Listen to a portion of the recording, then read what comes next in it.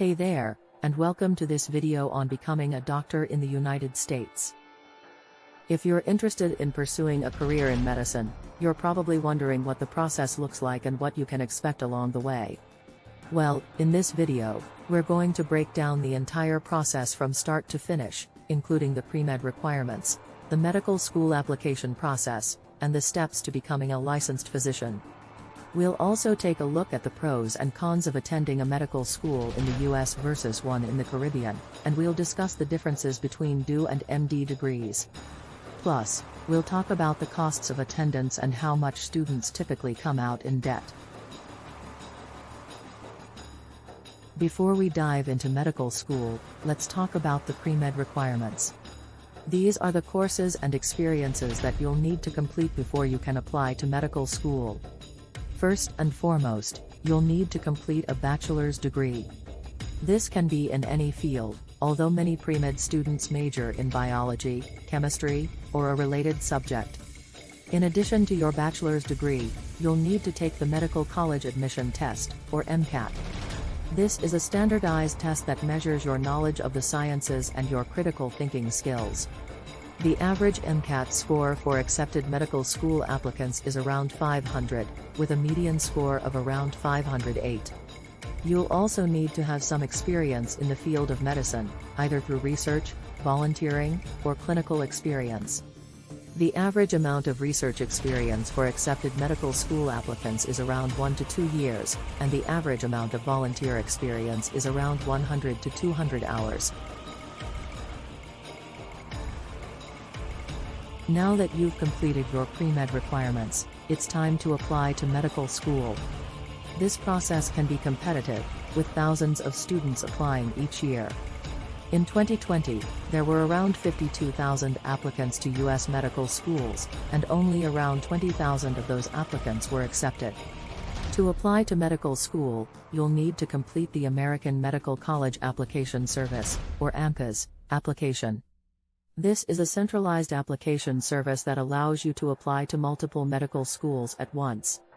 Your AMCAS application will include your transcripts, MCAT scores, and personal statement, as well as letters of recommendation from professors or supervisors. You'll also need to pay an application fee, which can vary depending on the number of schools you apply to. Once you've been accepted to medical school, you'll spend the next 4 years completing your medical degree.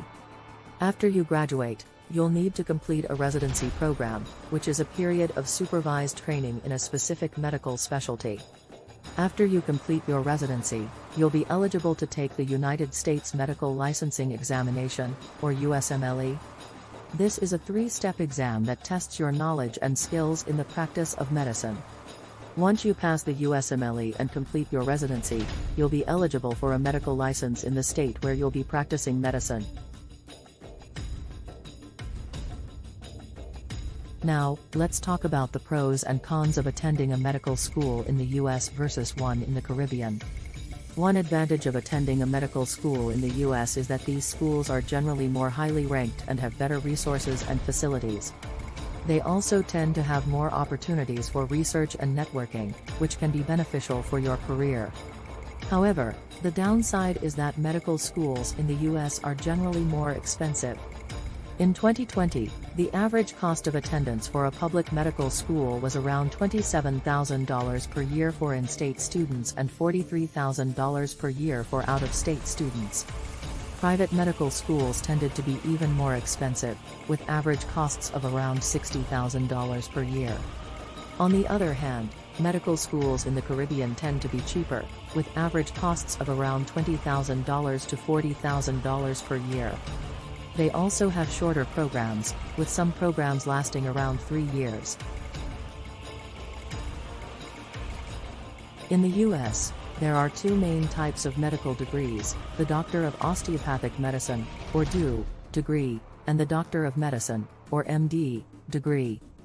Both DO and MD programs cover the same basic medical curriculum and prepare students to become licensed physicians. However, there are some key differences between the 2 degrees. Do programs place a greater emphasis on the musculoskeletal system and holistic approaches to patient care, and they also require students to complete additional training in osteopathic manipulative treatment. MD programs, on the other hand, tend to focus more on biomedicine and surgical approaches to patient care.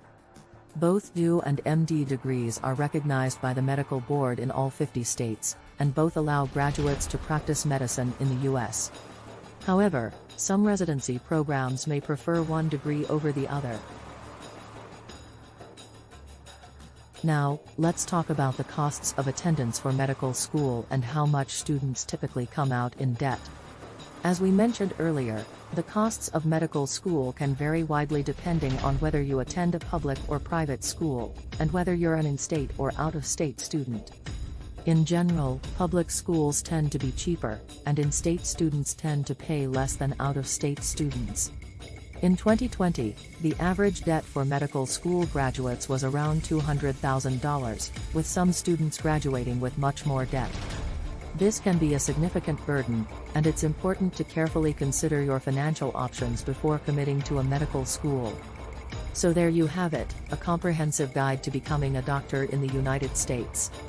While the process can be long and competitive, it can also be extremely rewarding, and it's a great opportunity to make a difference in the lives of others. We hope this video has given you a better understanding of what to expect on the journey to becoming a doctor, and we wish you the best of luck in your endeavors. Thanks for watching, and don't forget to subscribe to our channel for more free educational content like this.